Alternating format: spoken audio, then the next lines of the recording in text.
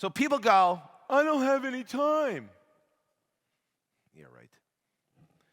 So, how do you create time? So let's say you wake up 2 hours earlier, but I'm tired. Sleep when you're dead. You're gonna be 6 feet under at some point in your life. You have plenty of time to sleep, right? You only live once. So wake up 2 hours earlier.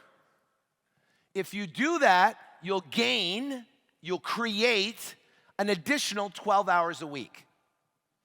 If you multiply that times 50 working weeks, you take 2 weeks off for Christmas and things or whatever, 50 working weeks, essentially you're creating 600 hours a year of productive time,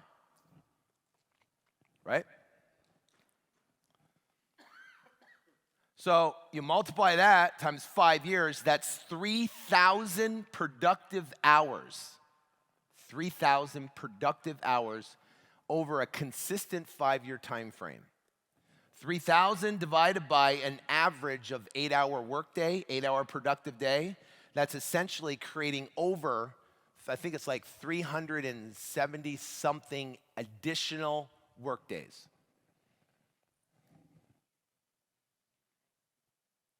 So if I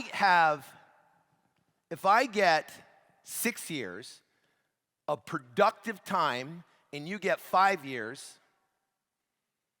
well, if I get 6 years and 5 years and you got only 5 years and 5 years, who's gonna be more productive? Who's gonna get more stuff done? Who's gonna achieve their goals faster?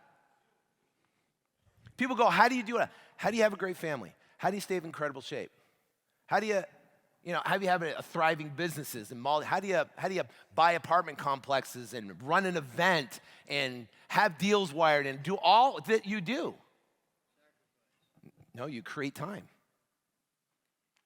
You sacrifice. What do you sacrifice? Sleep.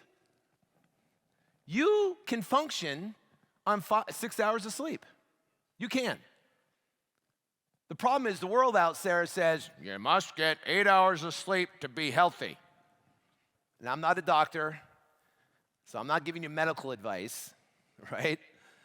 And I'm not saying you gotta go out there and only sleep 6 hours. All I'm saying is this what works for me. If you need 8 hours and you think you need hours, guess what? You're right. I would rather be rich than right.